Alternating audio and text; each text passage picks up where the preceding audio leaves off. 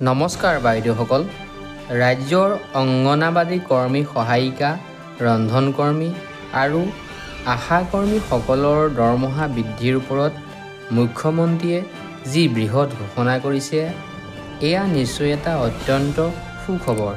শ্ৰদ্ধাৰ ৰাইজ, এনেবোৰ সিদ্ধান্তৰ লগতে আমাৰ ৰাজ্যৰ আশা, অংগনবাদী কৰ্মী, মধ্যাহ্ন আহাৰৰ কৰ্মীসকলৰ বাবেও আমি তেওঁলোকৰ জীৱন আৰু অধিক মসৃণ কৰিবলৈ আমি তেওঁলোকৰ দৰমহাও বৃদ্ধি কৰাৰ বাবে সিদ্ধান্ত গ্ৰহণ কৰিছোঁ।